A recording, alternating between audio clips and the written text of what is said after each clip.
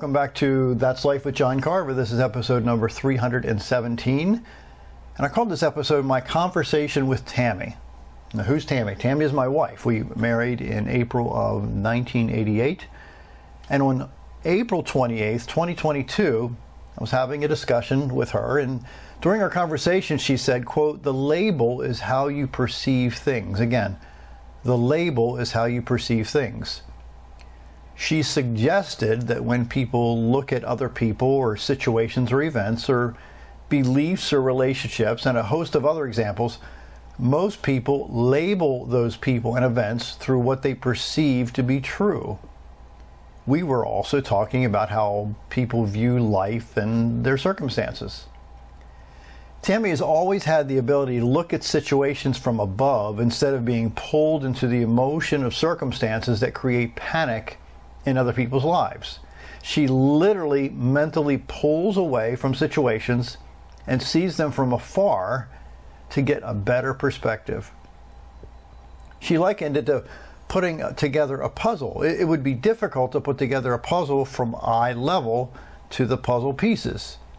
It's much easier to put together a puzzle when one is sitting or standing over the puzzle pieces. So it is with life. What situations have you been in because you perceived the events in certain ways because of the journey that you've been on in life? Let me ask the question again. What situations have you been in because you have perceived the events in certain ways because of the journey you have been on in life? Your perspective is created by the shape and direction of how you have lived. Your attitudes and beliefs were formed many years ago. They are the lenses by which you view everything. Your perspective is the label that you affix to what is going on in the world around you. What have you been mislabeling many people and situations in your life? What if you've been looking at your life puzzle from a parallel point of view instead of from a higher point of view? What if you've been judging people and situations without having any facts to back up your judgments? What if some of the people that you've been labeling do not know that they do not know about various things in life? What if your labeling is assuming people know what you know about various things in life? In commentator Greg Gutfeld's book, The Plus, he writes, quote, "The unbending mind lurks everywhere and once in place is almost unstoppable. Sometimes, oftentimes maybe, deadly."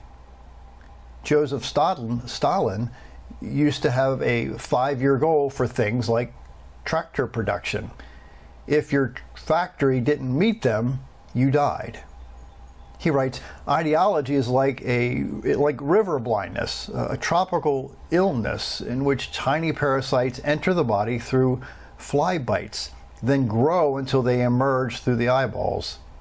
It's always been here, and once you get it, you can't get rid of it. So it will never go away," unquote. What if, on the other hand, some people are labeling you based on their perspective about various things in life without knowing anything about you or your past? Let me ask it again. What if you, maybe some people that you know are labeling you based on their perspective about various things in life without knowing anything about you or your past?